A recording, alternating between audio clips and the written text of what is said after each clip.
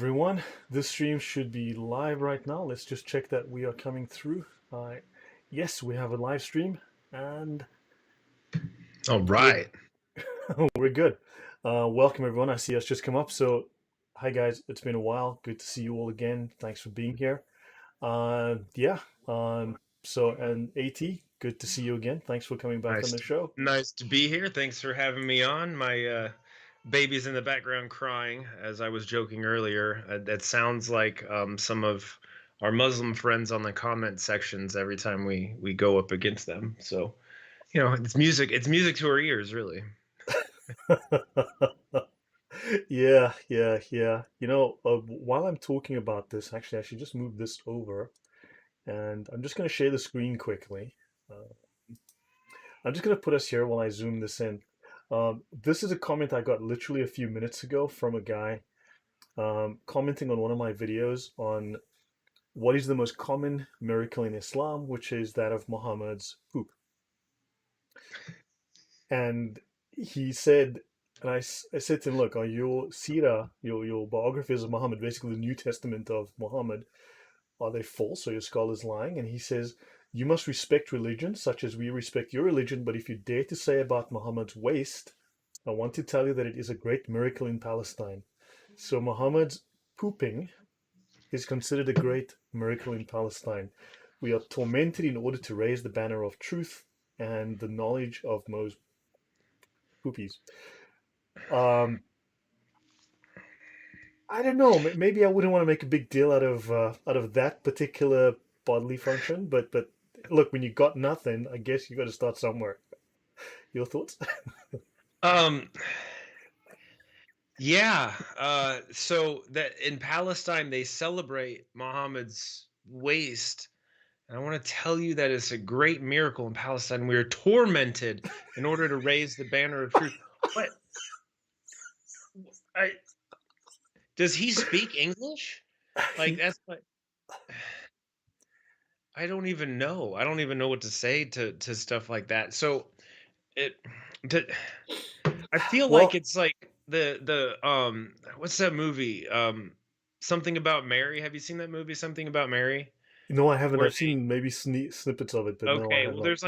there's like a scene where there's like the special needs kid and like the other kids are picking on him and he has a baseball and they tell him no, this isn't called a baseball, this is called your private part. And so he loses it, so he goes around asking everybody if they have seen his private part because he doesn't understand what the word means. And I feel like our friend over here, DZ, does not understand. Somebody told him the wrong word, I think is what happened. Nicholas Paulson just said, "Wow, I can also perform miracles by that standard."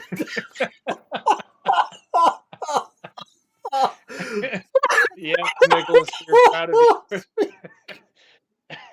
you.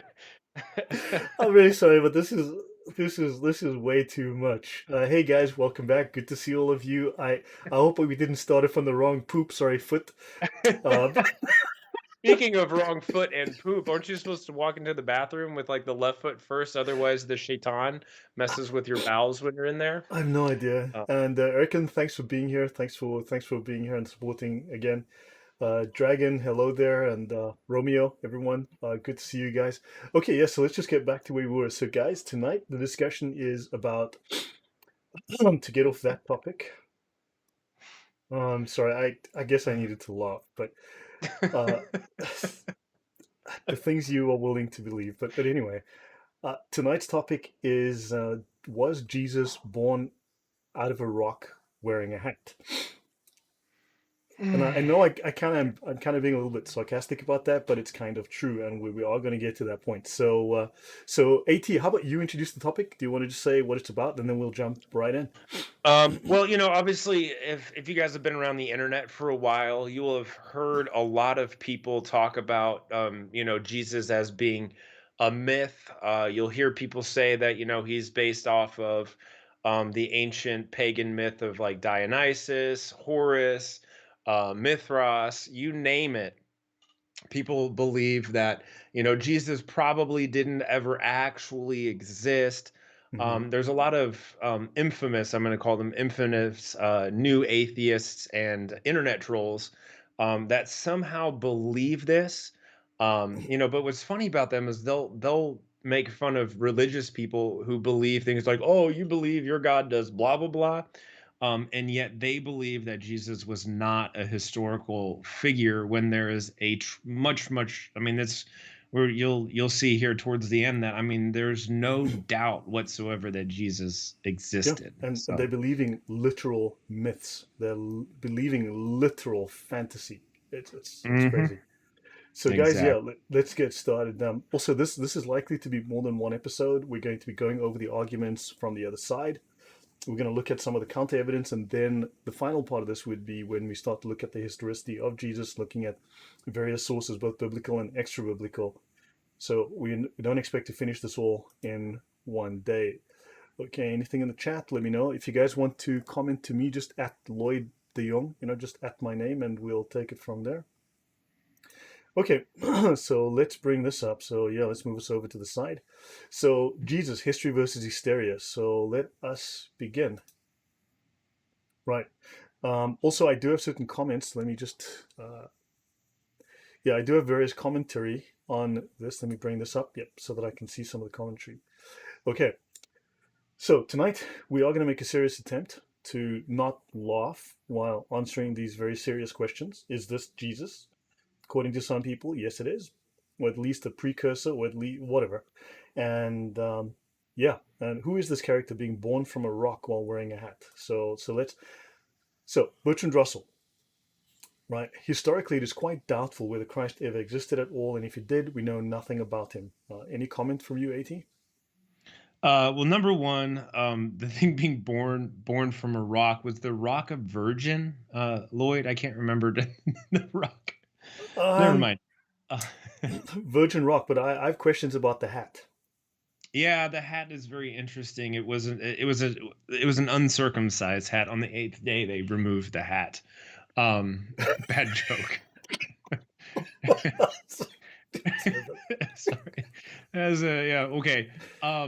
Yeah, I mean, just certain big names, especially for whatever reason, England has a lot of people who are very intelligent apparently, and they think all of these weird things, but apparently they don't actually read history, understand textual criticism, Yeah, historical criticism, source criticism, anything yeah. of that nature. So we're gonna pretty much So yeah, destroy guys, these guys if we this do actually it. is a very serious topic, as you all know. I mean, this is very much an assault on the foundations of Western philosophy, Western morals, Western law, because obviously the combined Judeo-Christian history is what founded our sense and view of the world, and this is very much under assault. And you have these intellectuals who seem to, for one reason or another, often seem to be very dishonest. But let's have a look at what some of the other side has to say. So this, as you know, is Richard Dawkins. This is he's a biologist, which obviously makes him a fantastic theologian. Nobody, well, I mean, as you know, theologians make great biologists. That So would be true. yeah, so nobody knows who the four evangelists were, but they almost certainly never met Jesus personally. Much of what they wrote was in no sense an honest attempt at history, but was simply rehashed from the Old Testament because the gospel makers were devoutly convinced that the life of Jesus must fulfill Old Testament prophecies. It is even possible to mount a serious, though not widely supported, historical case that Jesus never lived at all. What's interesting is that Bart Ehrman would come out directly against this statement. Right, Bart Mm. Ehrman himself, and I have video later on. I've got statements by Bart Ehrman as well as actual video, where he states that this is a very, very poor position to hold. And he says this has been done by, among others, Professor G.A. Wells at the University of London in a number of books, including Did Jesus Exist? And this is a statement by Richard Dawkins. Any comments from you, AT? Well, I try to be as charitable as possible when I listen to these people. I really do want to understand the perspective that they come from. And like I said, I want to grant them as many arguments as possible.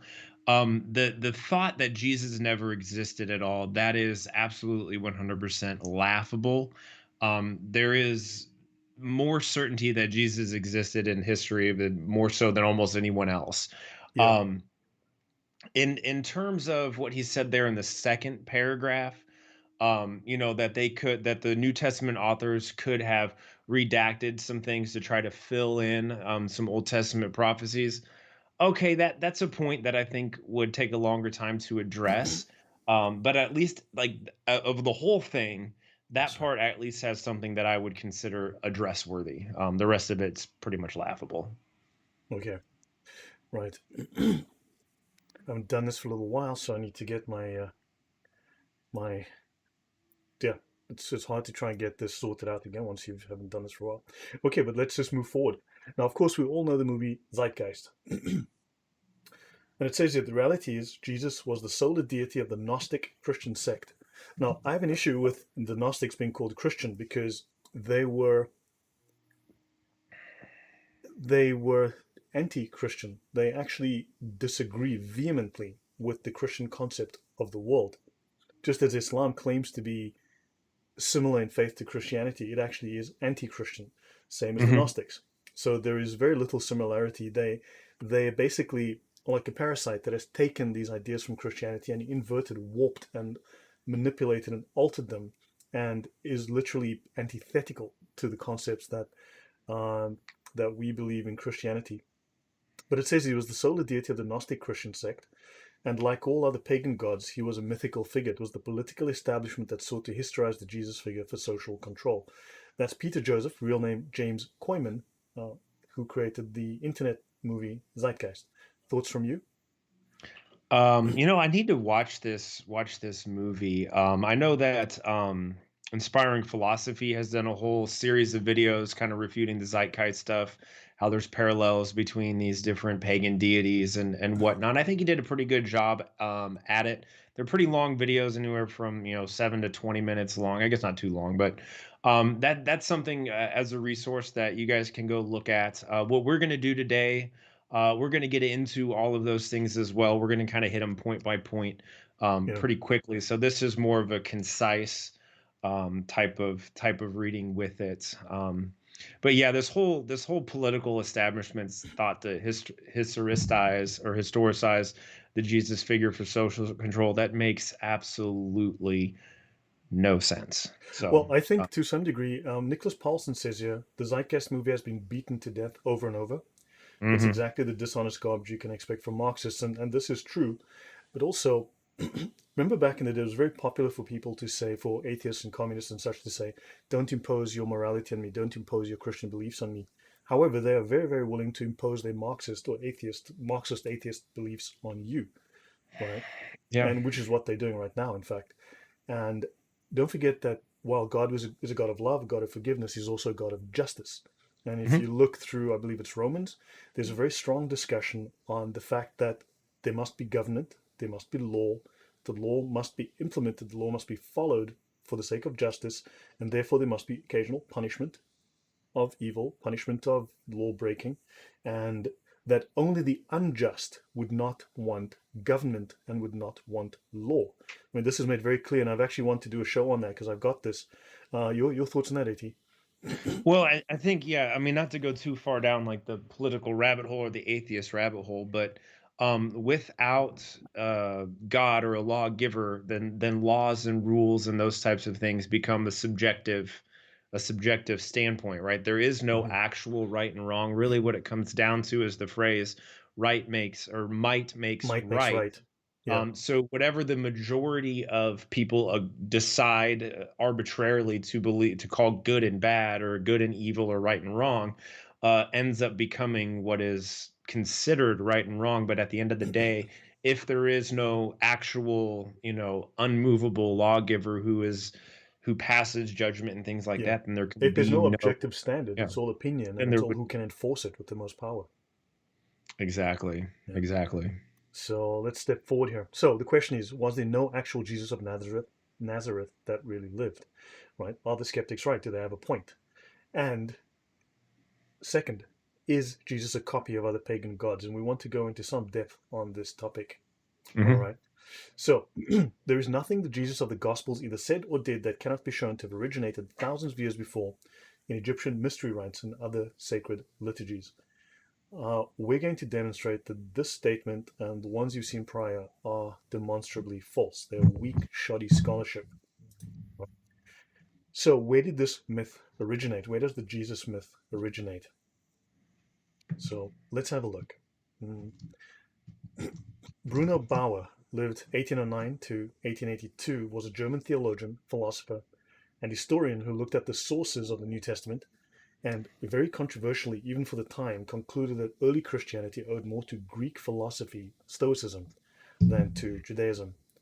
In 1840, Bauer began a series of controversial works arguing that Jesus was a myth, a second century fusion of Jewish, Greek, and Roman theology. Now, your comments on that, AT. Yeah, I mean, I think it's really important. And Veronica at the well just asked a good question: is what sources can we look at? What are they looking at? How are they drawing these conclusions? Um, based on what level of historical claim is that happening? And there's not a whole lot to it. We were discussing this before the live stream, guys. Is um, if you're kind of one of those parallel mind people, you see links between everything. Sometimes that's true. Sometimes there are actual real links between this happening and that happening, but other times there's false links, right? So that's how people get sucked into what am I trying to say? Missing words, but basically, so as a baseball player back in my day, superstition. Sorry, like if I wore a particular pair of underwear and I got 4 hits that day, I'm going to attribute my four Magical hits thinking. to the underwear that I was wearing, right? And baseball players are kind of infamous for that kind of behavior. But they're drawing links that have nothing to do with the actual outcome of it. So we're going to really break down a lot of Yeah. the outcome based or Well, what they're looking at to see if their conclusions can be yeah, reasonable. somewhat off topic and out of the scope of what we're discussing, but this was also the time when you were looking at the genesis and the rise of the ideas of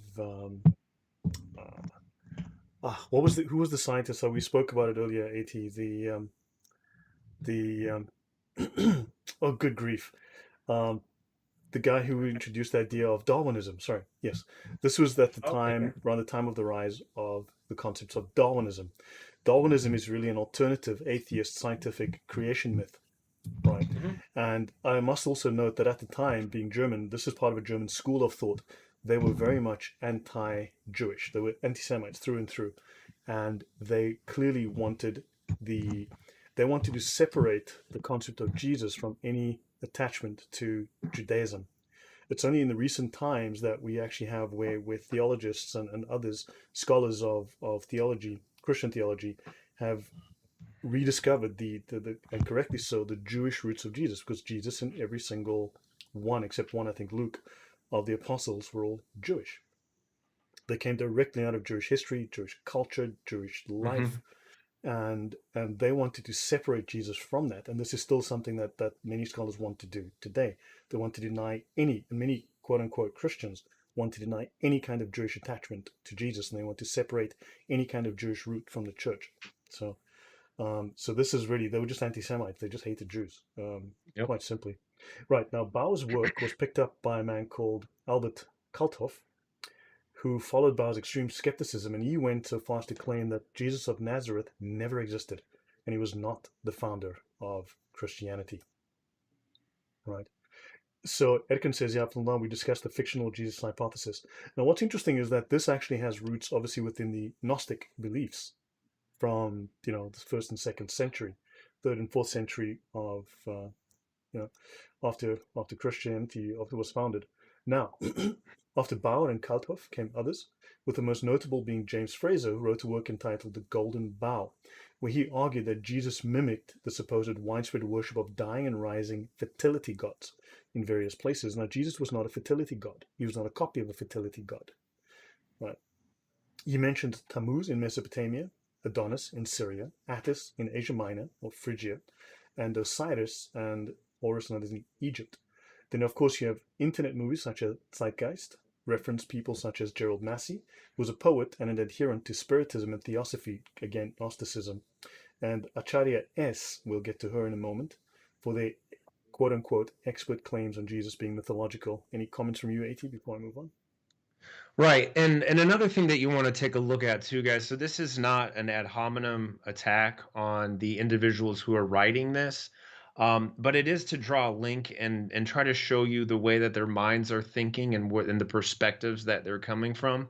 So a lot of times, and I don't know all these people exactly, but just with the research that I have done looking into a lot of Jesus mythers and stuff like that, particularly around the 1800s, mid 1800s in Europe.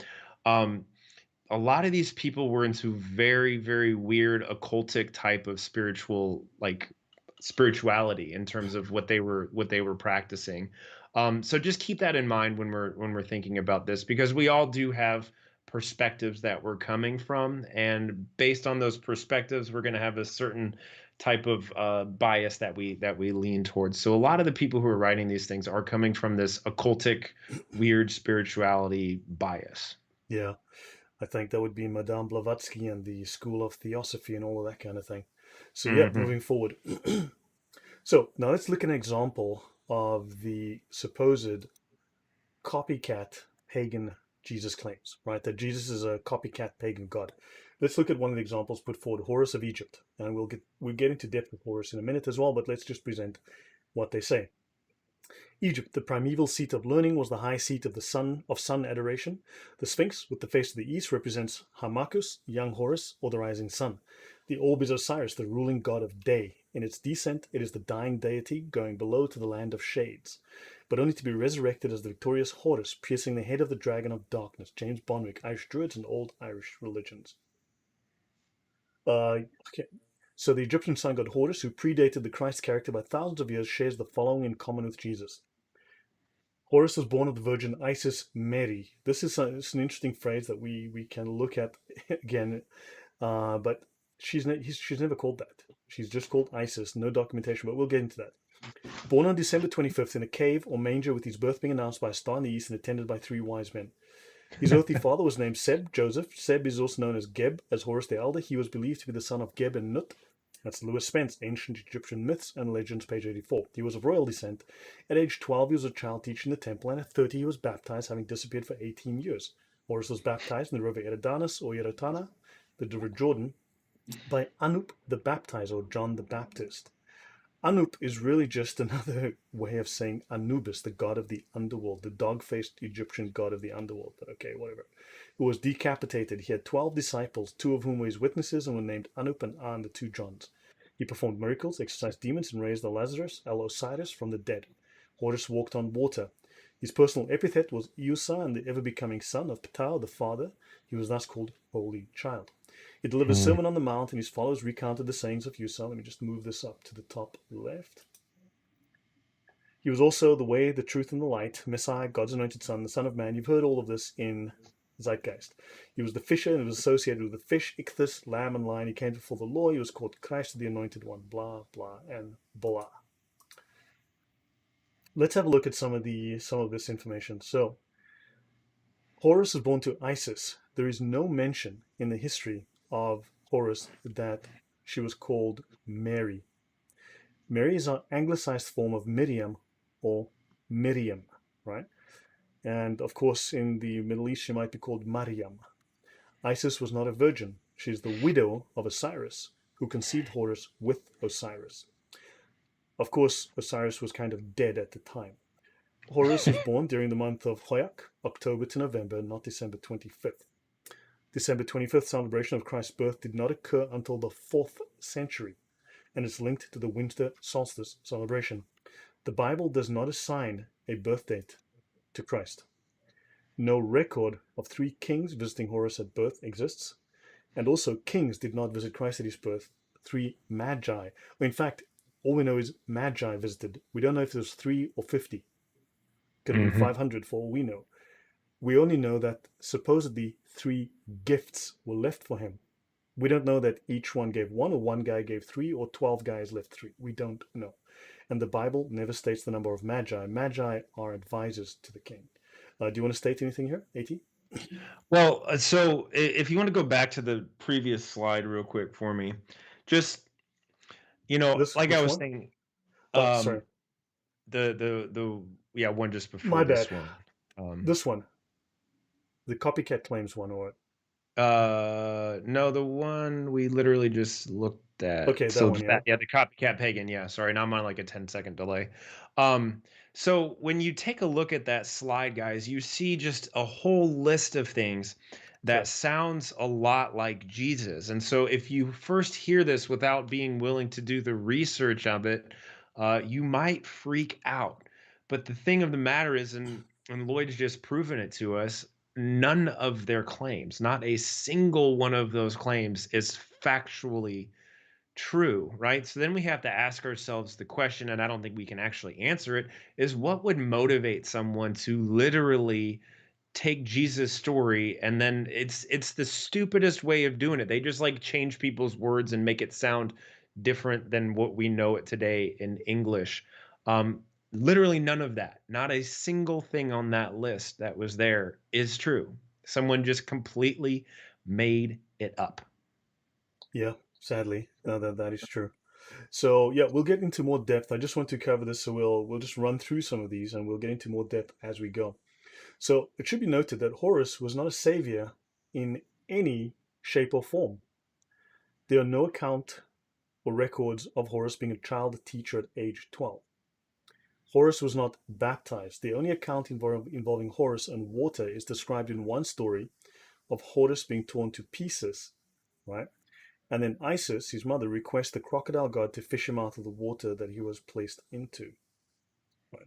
Horus did not have a ministry nor 12 disciples. Horus had 4 semi-gods that were followers and some indications of perhaps 16 human followers and an unknown number of blacksmiths that went into battle with him. Right. So when we start to, so Nicholas Pulse, however, Zeitgeist pretty quickly falls to pieces when he wants to use an, yeah, okay, yes, of course, at least. Right. Now, okay, so there's no account of Horus being betrayed by a friend or transfigured on any mountain. Horus did not die by crucifixion. We'll get into details again later. The Zeitgeist movie pegs Horus account at 3000 BC, long before crucifixion was even practiced as a punishment.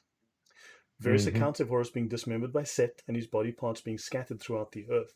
It should be noted that as we go deeper, and we'll go into more of these things and provide more detail, there are multiple accounts of these legends. The Bible is pretty much a very clear story, whereas these stories, you could find 6, 10, a dozen, 20 different versions of the same stories. That am I correct, AT? Or?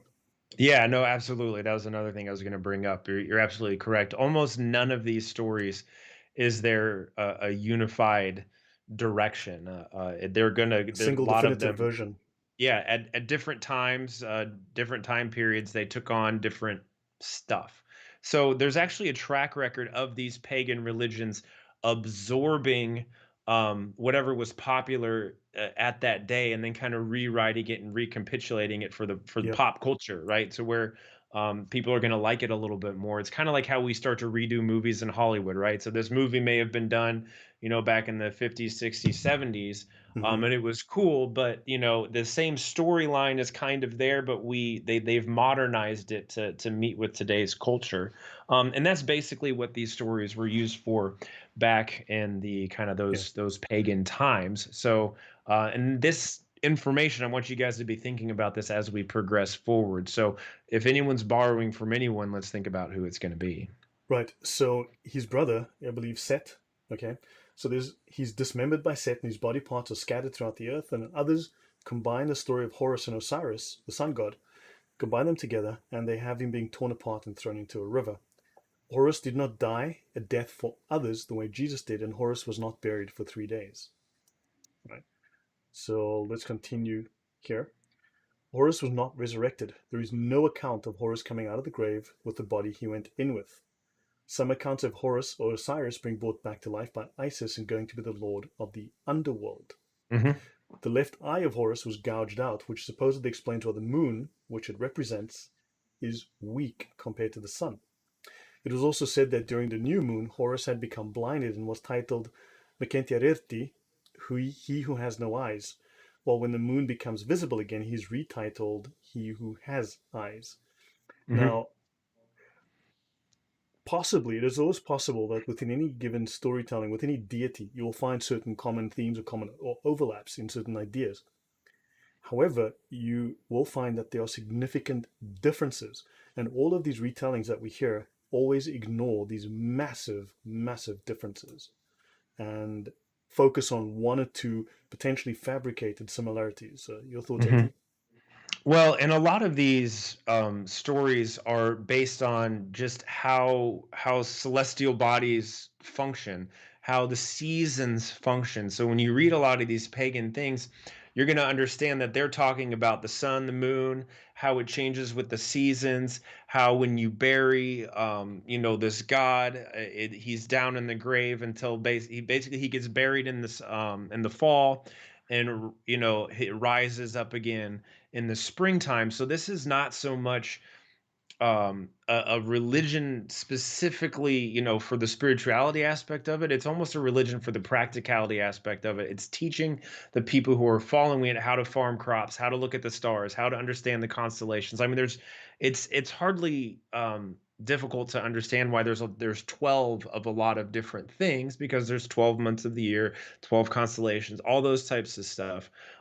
So a lot of these pagan myths and legends are built around that. They're explaining why the natural world is Hmm. how it is, and using different deities and personifying them to tell that story. They're trying to make sense of the world. Yeah, true.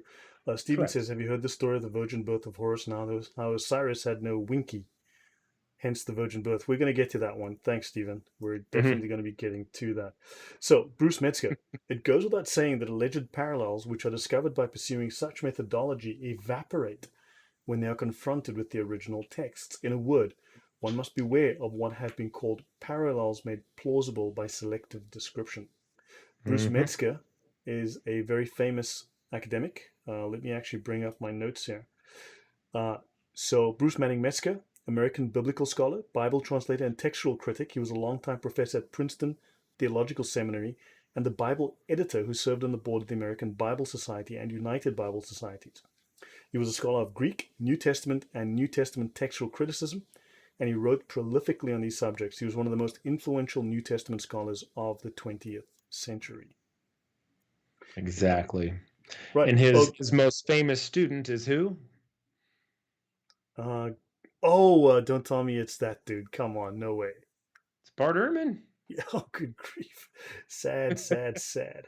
Good Bart went grief. a different theological way, but their textual criticism is very much linked. There's actually a quote Yeah. from Bart Ehrman saying, if you were to set him in a locked room and Bruce Metzger in a locked room to say what the Bible actually said, he goes, we would come out with almost exactly the same Bible. So Yeah, yeah, unfortunately. Oh, by the way, guys, please attack that like button. Beat it until it turns blue, okay? Okay? I want nothing less from you. Make jihad in the like button until it's beaten blue, okay? yeah, Nothing less. beat it as if you fear its disobedience. Yeah, Make sure you beat it an odd number of times, otherwise it won't it won't actually like. yeah. Okay, so Bruce Metzger, Chris says Bruce Metzger's book, Textual Criticism, is the standard for the topic. Right. Yeah.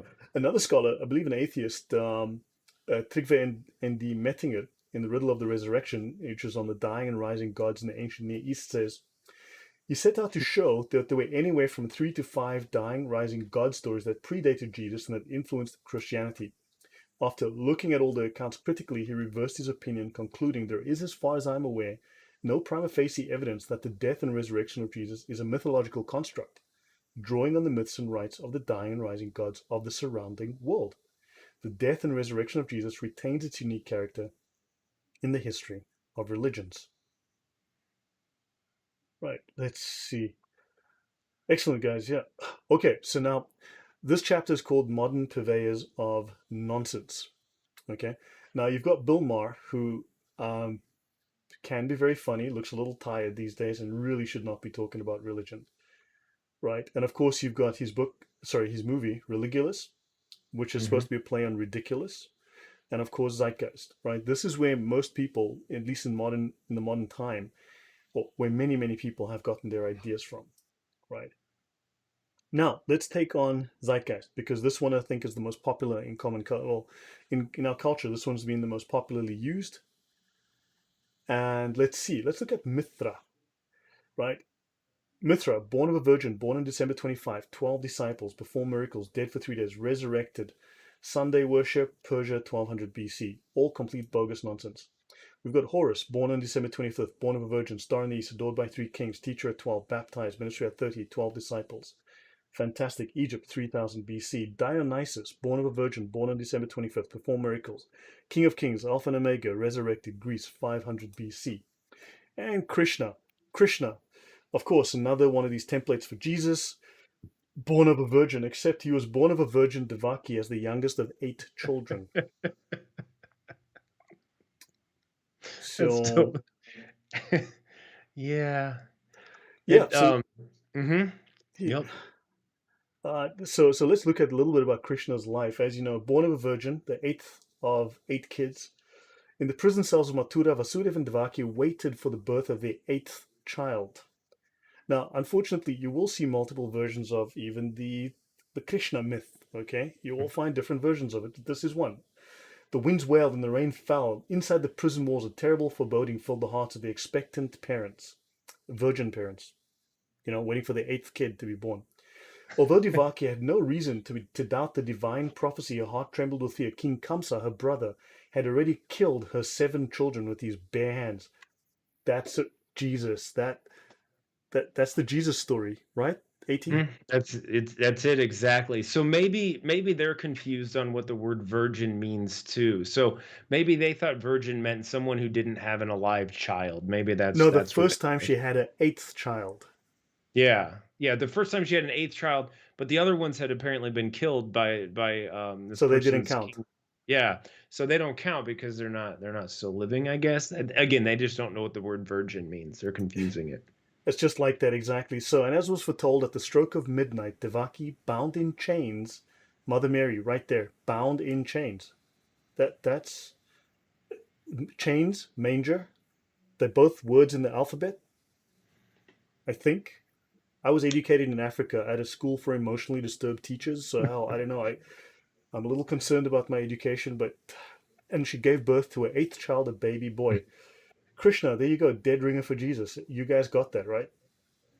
That's what we understand at least. Yeah. What does Dawkins say about that as a biologist? Can you be a virgin and have seven private previous children? Um, Look, these days biology is very, very flexible, That's true. That's true. You can have for instance, is chest hair a social construct?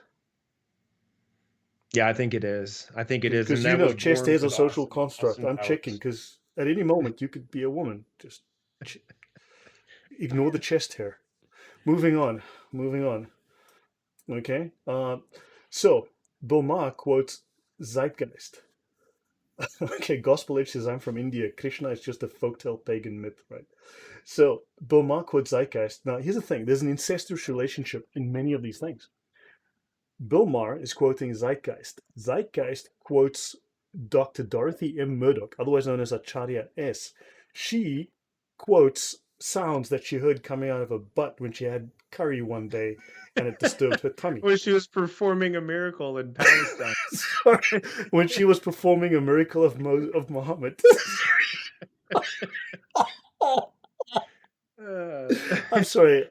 Just, she, just, just. it's amazing how Satan works all things together, right? There's a link somehow drawn. I don't know. I'm sorry. Yeah, man. Anyway, so basically, Acharya S. Dr. Dorothy M. Murdoch. When you look into what she's written and the story that she wrote, it's complete garbage. But so people are just going in circles quoting these things, and this has become, unfortunately, it's become the norm that people really genuinely believe this stuff, right? So she's got this book, The Christ Conspiracy, the greatest story ever sold, and the sons of God, Krishna, Buddha, and Christ unveiled. You've already seen how Krishna and Christ are very, very identical, right? So now she believed Jesus was a mingling of pre-Christian myths, sun deities, and so on. Now she cites She cites Professor A.T. Fear, who wrote a chapter in Attis and related cults. Now, Attis is one of the gods that are referenced within Zeitgeist and other sources. She claims that in the chapter Sabil and Christ, he claims that Attis was killed and resurrected after 3 days in a celebration that depicts his resurrection out of a tomb. Now, the ceremony that Dr. Fear describes is from a major festival of the cult on page 39 of the book, right? So, this is a ceremony from a major festival of this cult, but he points out that this cult had undergone changes which could have been a deliberate attempt to rival Christianity and to ensure the cult's survival in the market. That's on page 44. So she forgets this part. She failed to include this part. And in fact, there are numerous instances where these cults have changed their story in the post Mhm. Christian period, not the pre Christian. The new Right, story, the new narrative is post Christian. So they right. stole from Christianity and included those ideas in themselves. AT? Well, and the one thing that I was kind of drawing a parallel to, since we're in the parallel mood, is how, okay, so we get the information from Bill Maher, right? So this we're talking Hadith chain of narration here, right? So Bill Maher gets his information from Zeitgeist. Zeitgeist gets their information from Dorothy. Dorothy gets her information from Professor A.T. Fear. And then we go and look and see what A.T. Fear actually said relative to what Bill Maher said. And he said literally the opposite. Is that Yep. correct? So Yes. that's how the chain of narration works in Islam, everybody. Welcome to Islam. Oh boy, yeah. Wow, that stuff gets around. So yeah, that's so these changes are post-Christian copies of Christianity. They are not pre-Christian, and this is actually a common theme. And there are other instances of this occurring. Now, Atefia goes on to say, Attis too, with his strong emphasis on resurrection, seems to be a latecomer to the cult. So Attis was a new addition to the cult. He's not an The cult might have been around BC, but Attis is AD, right? So Mhm. the stress on the Halaria as celebrating the resurrection of Attis also appears to increase at the beginning of the 4th century AD. Mm, Is that pre or post Jesus? The 4th that century. is very, very post Jesus. That's Hmm. post Jesus. Remember, Yeah. I, yeah, I'm a little bad with dates. You know what I'm saying? So okay, AD, BC, it all gets confusing. so this I Attis understand. thing starts in the 4th century. I don't recall being told that in the movie Zeitgeist. The same time as in the Torabolium towards the right of personal redemption. I wonder if they stole that idea from Christianity. While these changes could simply be a mutation of religion of a time, and it is important to remember that here we are discussing a period of centuries, not just years, they do seem to have been provoked by need to respond to the challenge of Christianity. Professor Atefia Attis and Related Cults, pages 41 and 42. So there you go. Gospel Edge has asked, why is the donate super chat button missing? Yeah, guys, appreciate the question. Thank you. I actually removed the YouTube donation buttons because I don't want to rely on YouTube and then one day they yank my channel and then suddenly, or they demonetize me and then suddenly it's like I'm like I was relying on income. As you know, I haven't streamed for a while. My father's been very, very ill, as you know. He's well at the moment. Things are okay. We hope to have some tests run this week. Get another opinion, and we'll see from there. But I hope to start treatment very, very shortly. There's been some delays. There's been ups and downs. It's been a real roller coaster, guys. So I had to focus on that, and hopefully we're getting somewhere this week. But that said, look, there is if you look at, hold on, I'm just going to go here for a second. I'm going to change screens for one moment. If you have a look here at support, there is a link here. If you would be so kind, if you want to make a donation, I do appreciate it. There's a link on the bottom. PayPal is also a little sketchy sometimes, or just expensive. Revolut is they have very low fee. Um, PayPal can be very expensive sometimes. So if you'd like to, please use that. But again, I don't want YouTube to demonetize me and I've become used to it, and then you're suddenly stuck. You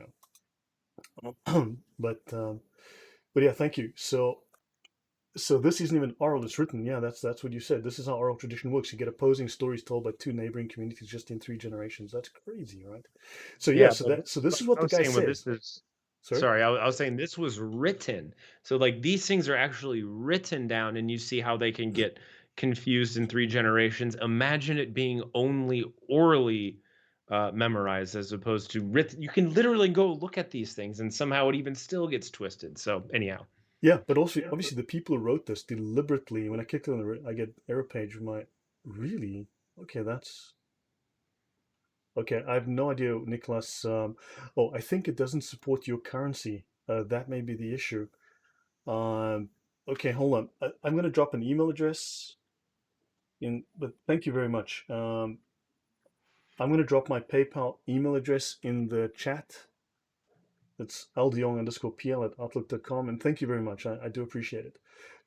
So guys, yeah, so the people who wrote these books and people who made these movies have literally ignored this. They've literally discarded evidence that goes against their thesis, their narrative. They've chosen to ignore this. And Mhm. I mean, that's dishonest. So now, oh, by the way, yeah, I need to, oh, bugger.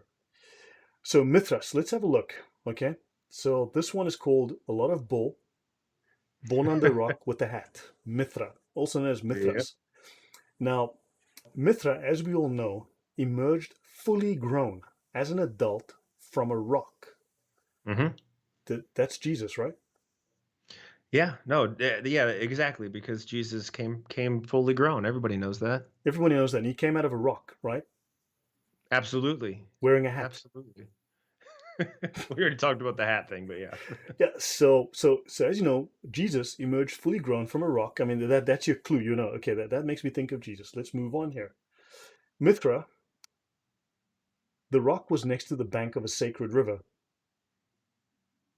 right? Manger, river. Man, that could be the same thing.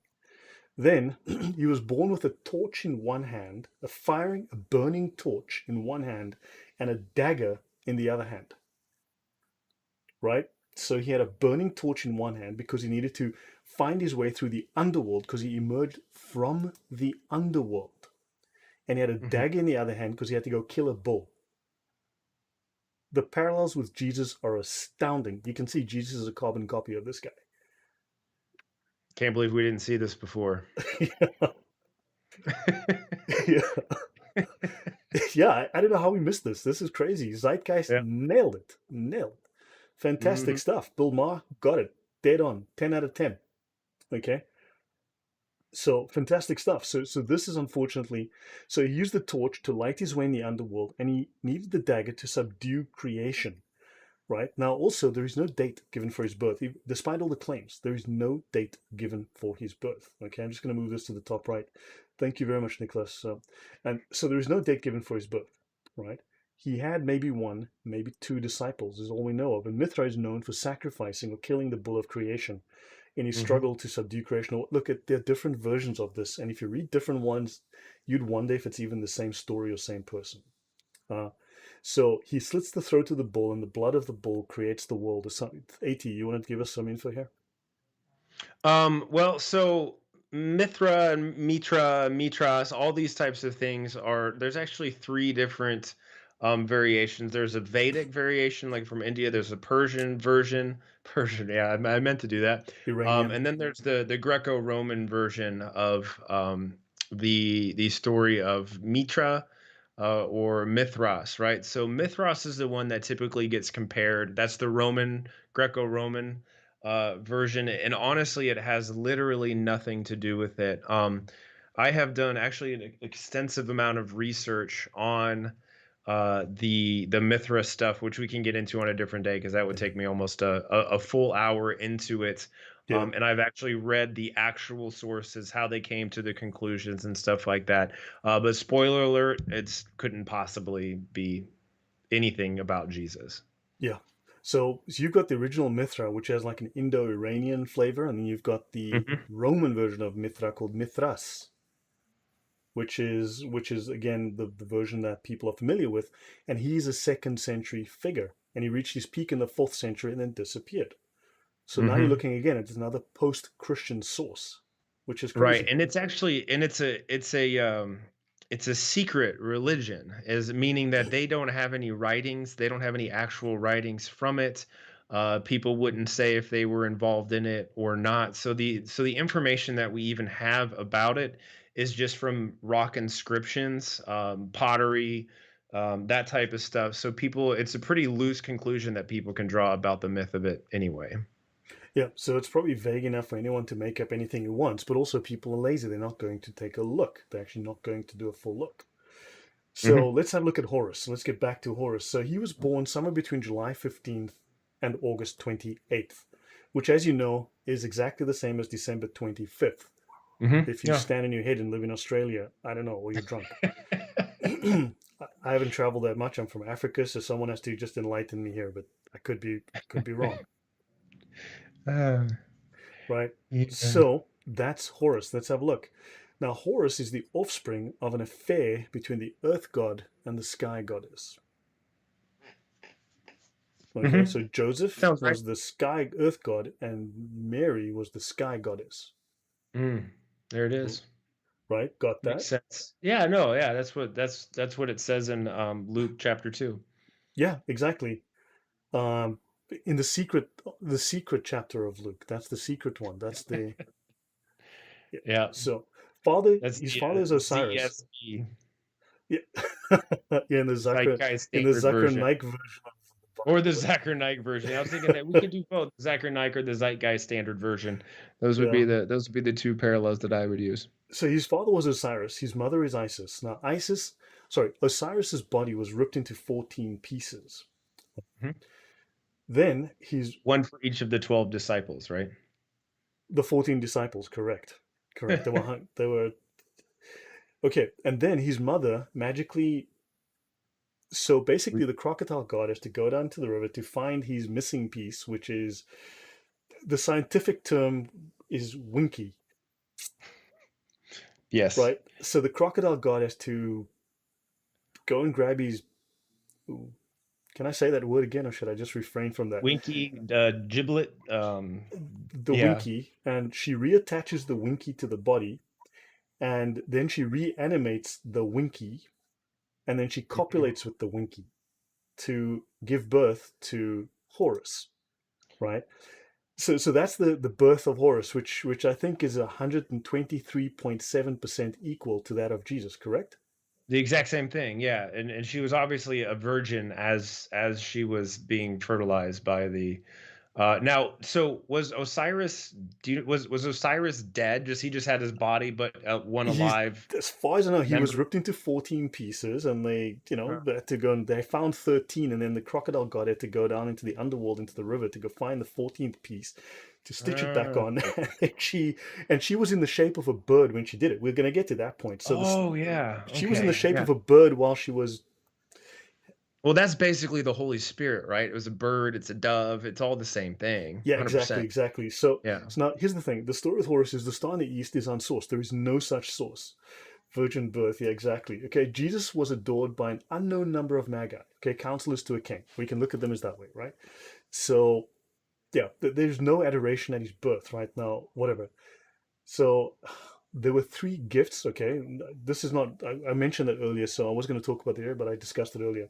No source anywhere says that Horus was a teacher at 12. There is no source. Now, it should be noted that they're trying to draw parallels between these myths and the Jesus story. But Mhm. Jesus, if we read the story correctly, he was not a teacher at age 12. Jesus was in the temple, but he asked wise questions. He was asking questions of the rabbis in the temple, and they said that he was wise for his age because of the questions he was asking. Am I correct, AT? Yeah, no, that's true. So he was not a teacher at that time. He was asking wise questions, showing wisdom beyond his years. Mhm. Now, Yep. notice there was no baptism of Horus. They just fished him out of a river. At least they fished his father's winky out of a river, right? So, and Anup, right? The guy Anup is Anubis, the dog-faced god of the underworld, who is Mhm. also responsible for embalming. So the closest he came to anything that vaguely resembles baptism was embalming. And since he was an Egyptian god, we can expect that embalming is a standard practice in Egypt, and no one has ever, until now, confused embalming with baptism. Or am I wrong? Yeah, not until Zeitgeist or, Dorothy or whoever wrote this the first time. Yeah, I Yeah. don't know. You're right. So there you go. So let's have a look. So Horus had four followers of Horus, and he had 16 blacksmiths or whatever. I mean, So let's have a look at some stories here about Horus. So after having sexual intercourse in the form of a bird with a dead god, she restored to life. She gave birth dead. She had sex with a dead man. Mm-hmm. Joseph was Yeah. dead at the time that Jesus was born, right? That's how it all goes. That's the I don't know. standard biblical story. I mean, can you guys see just how dishonest these narratives are, and they're leaving out critical parts, which it's just crazy. So she has sexual intercourse in the form of a bird. With the dead god she restored to life, she gives birth to a posthumous son, Horus. Now, the only part she animated of him was his, as we said before. So through her magic, Isis revives the sexual member of Osiris. Oh, sorry, that was quote by Dr. Dunand. Okay, he's a Professor Dunand in the book Gods and Men in Egypt, published 2004, page 39. Then we have Richard Wilkinson, Complete Gods and Goddesses of Ancient Egypt, 2003, page 146. Through a magic, Isis revives the sexual member of Osiris and became pregnant by him, eventually giving birth to their child Horus. This is an Egyptian frieze or Egyptian, I don't know, inscription, depiction Hmm. of Isis hovering over. I don't have to explain that to you, right? The birds and the bees. And Yeah, that's where it came from. he's dead, right? He's dead. This is alive, and she's in the shape of a bird having a way with the dead man. Does this remind you of the story of Jesus? Mm, It's close, right? eerily close. But yeah, no, I mean, Romeo's like it's necrophilia. No, absolutely. It's This is necrophilia, exactly. Right? So it's Luke 2:52, and the child grew in wisdom and knowledge. Yes. And Nicholas Paulson says, yep, that's exactly. I remember the Gospel of Luke right after the part about the Augustus census, the crocodile, the bird, the river, and this will be in this. So, guys, I mean, you have to laugh at this stuff. It's ridiculous, and people think it's real. It's crazy. This is hmm nuts. Understand? This is nuts. I mean, it's necrophilia. So let's look at Dionysus. Dionysus was born of an affair. Okay, so good old zeitgeist. Not even close, Stephen. Exactly. So Dionysus is born of an affair between Zeus and a human princess, Semele, or in other versions, incest between Zeus and his daughter Persephone, who was the goddess of death. She was the goddess of the underworld. And of course, Semele, in that version of the story, she wants to know that she finds out from Zeus's wife that it's actually Zeus because he was disguised. And of course, she wants to see him in his true godly form, so he shows her and she dies because no one can see a god and live, right? And then the baby is found alive, and he takes the baby, cuts a hole in his thigh, puts the baby into his hmm thigh, and the hmm baby stays there for several months until the baby is born out of his thigh. That's the Jesus story, right? The parallels are amazing. Yeah, I AT? mean, because everybody knows that God the Father has a thigh, and that he's not a spaceless, timeless, immaterial mind or anything like that. He actually has a physical thigh.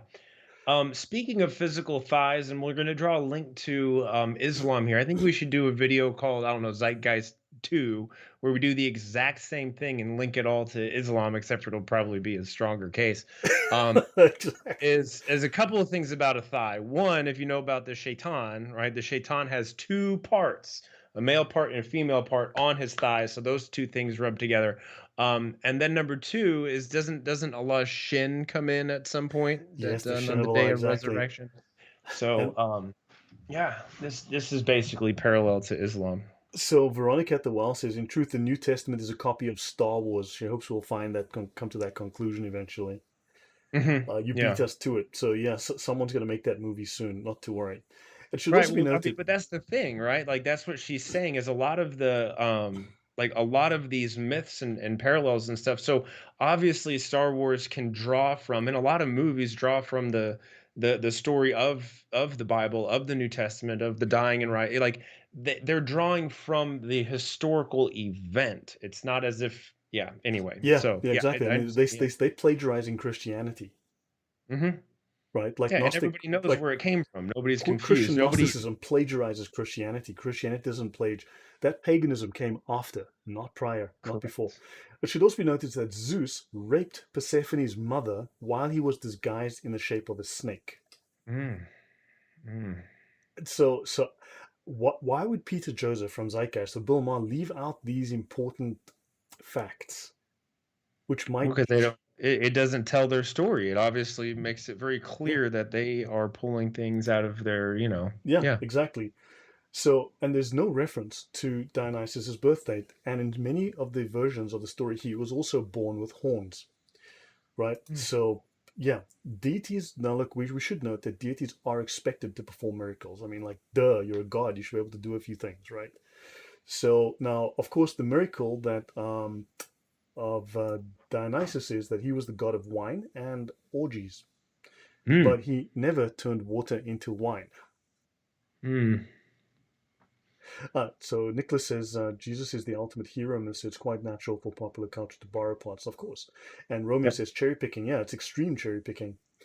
And let's go on. So he was not a king amongst gods, and Stephen says this is what we thank God for: inspired God-breathed scripture. Yes, he was not a king among gods. He did not turn water into wine, and of course he was in the shape of a bull, hiding from his enemies, and he was ripped apart by the Titans who found him because they were his enemies, and they tricked him with toys, and he was looking into a mirror at the time. So they tricked him with toys and a mirror, then they ripped him apart, and that's how he died. Hey, see the toy, little buddy? See the toy? Now look in the mirror. Oh. It's like I'm imagining how does this work? Like you got like your little chew toy, squeak, squeak, squeak. Sorry, man, That's funny. it is stupid. It's just so stupid. It's like, wow, this is dumb. This is dumb. And It's they at made a least movie entertaining. about this. Uh-huh. Like, yeah, so he was tricked with toys and a mirror, okay, and he was in the shape of a bull. I think that's whatever. I mean, how this is similar to the Jesus myth, I have no idea. And of course, the first Dionysus, now there were two of them. The first Dionysus was boiled and then eaten by the Titans, or he was Mhm, eaten raw. Okay, mhm, so mhm, Veronica says these birth stories of pagan gods for sure are creative. We must give them that. Yeah, they're crazy, stupid, creative. Yeah, but and of course, then Zeus, what Zeus does to protect him, Zeus swallows his heart, and then his heart is turned into a potion. It's powdered and turned into a potion. That potion is put inside Semele or new mother, so that he has a second birth. And then, of there it course, is. he's not born 3 days later. And there are at least six different versions of this story that just go all over the place. There Any it last is. word from you before I? Well, yeah, but that's just where people get it, man. They find like these very, very vague parallels, right? Second birth. Don't ask any more questions beyond that, right? How did he get born the first time? How was he born the second time? We don't care. It's a second birth. Jesus says you have to be reborn and enter in order to enter the kingdom of heaven. He was resurrected 3 days later. You know, we don't even. And here's the other thing too. Do they not take into consideration the Old Testament, Testament prophecies, and how they prophesy? That like the sign of Jonah, and who Jesus is going to be in Isaiah 53. Mm-hmm. All these Old Testament prophecies that are being fulfilled in Christ. Like it's they're like, oh, they're Romanized. No, they're not Romanized. Read the Old Testament.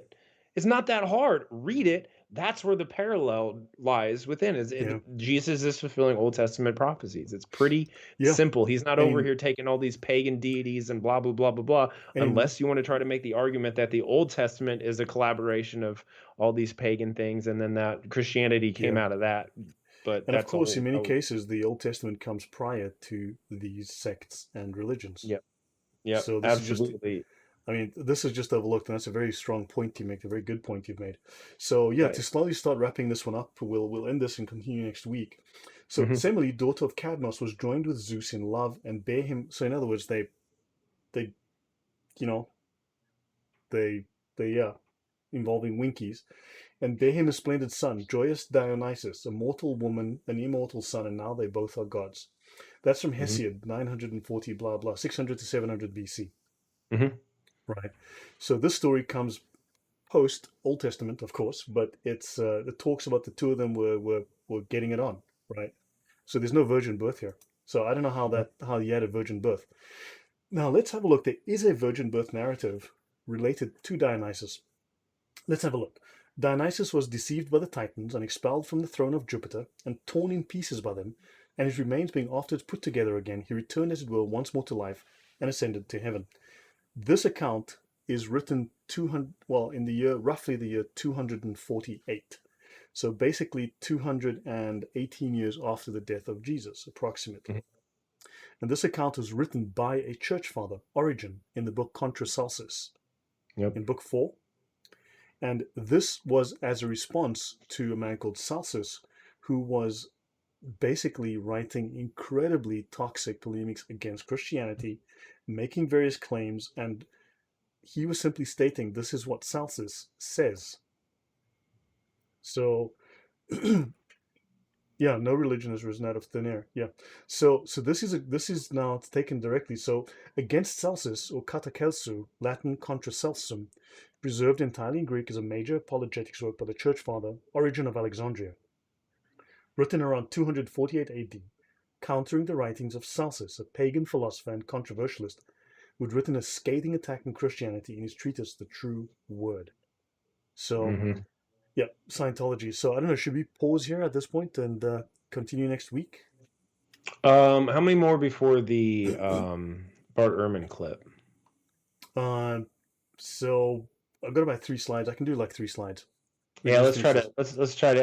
Everybody's still kind of hanging out. We've lost a few people, but they'll Okay. come back and watch us. Yeah. So now this low jester, Celsus, emitting no species of mockery and ridicule. We just drop this down to the bottom, which can be employed against us, mentions in his treatise the Dioscuri and Hercules and Aesculapius and Dionysus, who are believed to be by the Greeks to have become gods after being men, and says Hmm. that we cannot bear to call such being gods because they were at first men, and yet they manifested many noble qualities which were displayed for the benefit of mankind. So he's saying that these gods displayed these qualities for the benefit of mankind. In no case did they Hmm. die for mankind. In no case did they do any miracles on behalf of mankind. So I mean, I've shown you some of what these people are, and they've done nothing that is actually similar to Jesus. That he's making the claim, he's making the assertion. While we assert that Jesus was seen after his death by his own followers, and he brings us again an additional charge, as if we said that he was seen indeed, but was only a shadow. This again is a Gnostic claim, very much like the Islamic claim, Hmm. right? This would be like an Aryan claim, where Jesus was just a shadow, was not of flesh and blood, but was just a spirit. These Right, are very and much and Gnostic the claims. whole thing here too is they're all ignoring the Old Testament.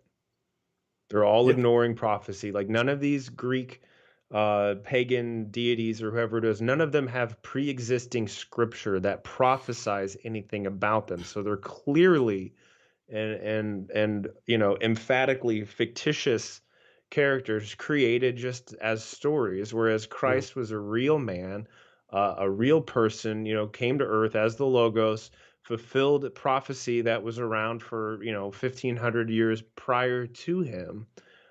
So I want us to keep in mind when we read some of these things. So that's just kind of all I wanted to say on that. Right. So, among the charges, Celsus had denounced many Christian doctrines as irrational. I know many, many who do the same today. They criticize Christians themselves as uneducated, deluded, unpatriotic, close minded towards reason, and too accepting of sinners. He had accused Jesus of performing his miracles using black magic rather than actual divine powers, and of plagiarizing his teachings from Plato, that Jesus had plagiarized Plato. Celsus warned that Christianity itself was drawing people away from traditional religion and claimed that its growth would lead to a collapse of traditional conservative values. Yeah. And so what this tells us, so when we're reading this, it's obviously a polemic against Christianity, but if you're understanding what it is that Celsus is saying, he is an enemy to Christianity. He does not like Christians at all. So what he's actually affirming is that Jesus did do miracles. He's saying, yes, Jesus did miracles. Everybody knows that, but he did the miracles not by the power of God, but he did the miracles through the power of black magic. So this is third party affirmation that there were miracles attributed Mm-hmm. to Jesus. Obviously, he couldn't have done these miracles if he didn't exist. Mm-hmm. And I don't know if there's too much more in there that I can mention on, but just when we read these things, we try not to focus just on how offensive it sounds, but also focus on if I'm a historian and I'm reading this, I'm going, oh, well, Jesus actually existed. This person believed he existed. This person believed that he did miracles and such. So there you Yeah. go. It should be noted that no scholar of the genre, the disputes the fact that Jesus is supposed to have performed miracles. The dispute Hmm. is over how he did so. Right. So Exactly.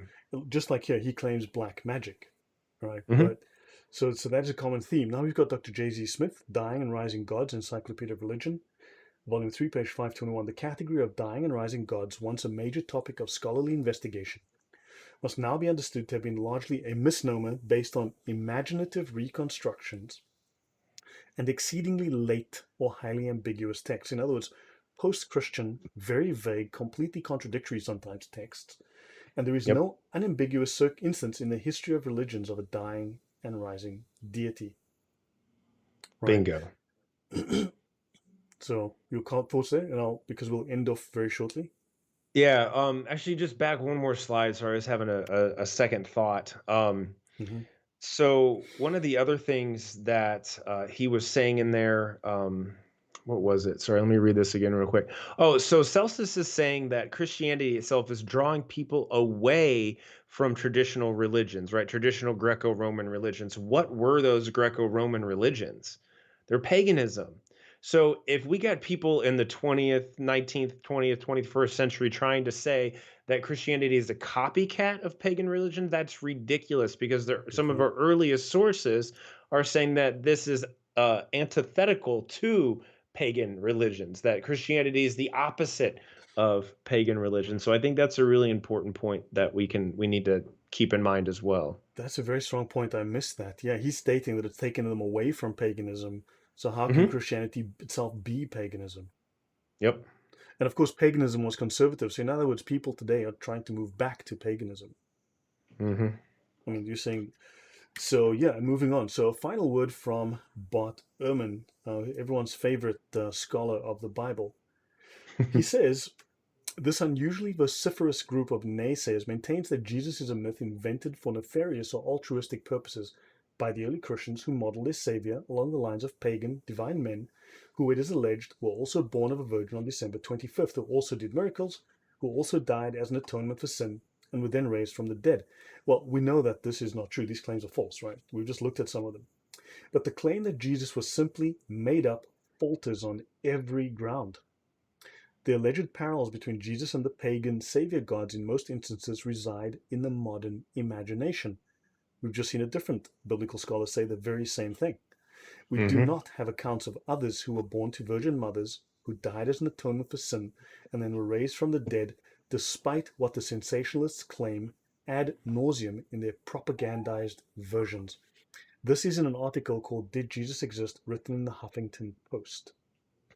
Right. So, and Bart Ehrman knows his audience. He's not stupid. So, the Huffington Post would love nothing more than for him to say Jesus was a myth. I can almost guarantee you that. Mm-hmm. But Bart Ehrman says to the Huffington Post the truth, right? So, I think it's cool to see when people act counter to what you want them to. That seems to me that they're being more truthful, and we can trust them a little bit more with what they Yeah. have to say. So yeah, I should have the link. I mean, but let's just have a Google. I've got the link. The link is not bringing up the browser, but that's fine. But have a look. Did Jesus exist? Huffington Post, Bart Ehrman. You'll find it. And this is verbatim from that article. So there is no scholar in any college or university in the Western world who teaches classics, ancient history, New Testament, early Christianity, any related field who doubts that Jesus existed. That is Professor of Religious Studies Bart Ehrman, Freedom from Religion Foundation Lecture 2014. It's on YouTube. Here's the link. I'm going to play this for you, then we'll end off. Okay? Right. AT, we can end here with this video. Yeah, that's perfect. And another thing to pay attention to, he is speaking this as an atheist or agnostic to other atheists. So he has no motivation to lie about it. This is someone who's just being honest. Right. So let's play this. I'm going to turn There is a lot of evidence. I mean, there is so much evidence that it is not. I mean, I know in the Yeah, in it's the not crowd playing. I it can see is his mouth it moving, is but I not. can't make out I the mean, words. I know in the crowds you all run Prophet around with, Ehrman. it's commonly thought that Jesus did That's not pretty exist. funny. Let me tell you, once you get outside of your conclave, there's nobody who, Still not playing there, this buddy. is I don't know not if you even can an hear me. issue for scholars of antiquity. It's playing, but I just can't hear any words. Oh, you know what? Maybe, you know what? I have it muted. Never mind. Sorry. Go ahead and keep going.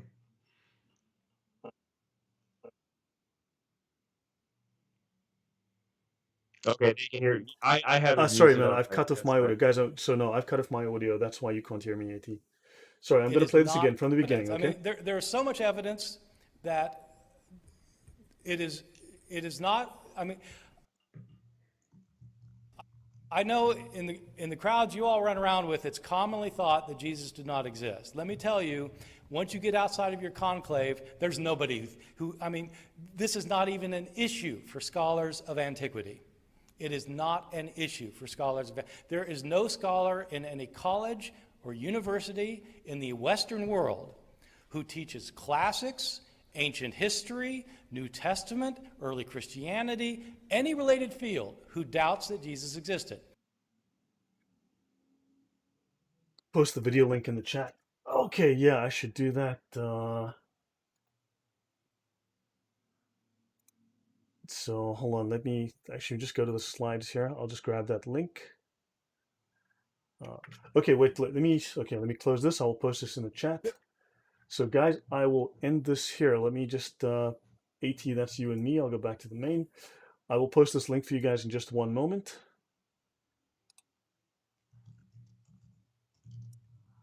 So I was responding to Stephen Gilchrist. He was saying that he thinks Bart Ehrman's going to come back to Christ one day, and I hope you're right, buddy. I really hope he does come back to Christ. He's an honest guy. He's an honest guy. He does really good work in terms of textual criticism and stuff like that.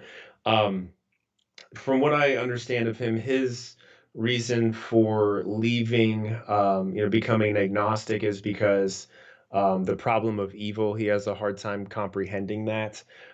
He's a really great textual critic. He has a terrible philosophical and theological mind. So hopefully he can come back to Christ. Apparently, I have an echo too, by the way. Echo should be Um, fixed. I had the audio outgoing, which for Bart, and I just switched it off now. Okay, cool. Yeah. So anyway, I'll quit droning on. But yes, I do too. Also hope that Ehrman comes back to Christ one day. It's amazing for someone who knows so much. He finds every reason to deny what is obvious to him. Yeah. Well, and a lot of people think he left Christianity because of his textual criticism, because he is so harsh to say, no two texts are exactly the same. I think he But made he a little says, bit of no, that's money actually for not being why. controversial. I think he got paid too well to be controversial. Because, I mean, the stuff Yeah. he says in his public books is very different to what he writes in his academic works. In his academic works, he's unambiguous. The story is rock solid. But in his public works, it's like, well, it's a little, I don't Mm-hmm. know. He's playing both sides. Mm-hmm. Yeah, I don't know who knows what the story is. But guys, that's it. Bart Ehrman says, look, the story is rock solid. Right? And he says, look, everyone agrees. So guys, that's it from me. I should wrap up here. Went a little bit longer than anticipated, but I hope that was useful and interesting. And Zeitgeist left out a lot of info, and as have all these other sources. And yeah, he just wants to sell his books, and I think that's true. So guys, I hope that Yep. was helpful. Do you want to address the narrative criticism in a future episode? What exactly does that mean? Yeah, I'm not exactly sure what the narrative. Maybe if he gives us an explanation, I'll understand what he's saying. Our future episode is, so this one we were just kind of going through the general overview of the mythicist's perspective, and then in the next episode or two, we're going to start to really focus The and evidence. cover the actual historical evidence for the bodily life and teaching of Christ, his resurrection, all that kind of stuff. Yeah, so that's the plan for the next one. So guys, we'll probably do 2 or 3 shows on this, but we're going to be talking about the extra biblical sources Yep. from the time that someone mentioned Tacitus and others. So we'll be talking through all those sources and looking also at the criticism of the actual New Testament and so on, looking at what they have to say. So yeah, that's it from me, guys, and I hope you found it very, very interesting. Like I said, please make jihad on the like button to beat it until it's blue. Okay. I guess it has to be blue, yeah. That would be appreciated. Okay. I mean, there's a reason that so if it's not blue, you're not doing it right. Okay, guys. And yeah, any last words from you, AT, before I sign off? No, that's it. Erkin, if you could, that he gave an answer criticism of the narrative of Christian Bible and surrounding sources and Acts. Um, do you have Lloyd's email, Eric? And if you do, just send him an email, and then he can forward me your email or something. I want to make sure I understand what you're saying, because it would be cool to do a video on that. But anyway, yeah, the only thing I have to say is thank you everybody for watching. Lloyd, thanks for having me on the channel. Hopefully this was beneficial to everyone, and yeah, God bless everybody. Yeah, guys. Yes, just don't believe everything you read, right? Like seriously, like I got pulled over by a cop the other day. He said I was going too fast. I denied it. He said, "Didn't you see the sign back there? It said 60. You were doing 120." I said, "I don't believe everything I read." That So didn't work out so well. So yeah, there it you could be go. context. I don't know. I could have been wrong. Could have been the wrong context. But Those poor African school systems, man. I believe they failed you. oh boy, man. I'm gonna have to struggle. Oké, ja, tot ziens allemaal. Elkaar zitten. Ja, baie dankie. Is baie welkom. En tot volgende keer allemaal. En goedenavond. Geniet die week. En yeah, everyone, take care. 60 versus. Well, yeah, I had a house on the median strip of a highway. I had to be doing 120 just to leave my driveway, dude. So, okay, guys. So anyway, enough bad jokes. It's given old joke a home week, right? So and cheers, dudes. Bye bye.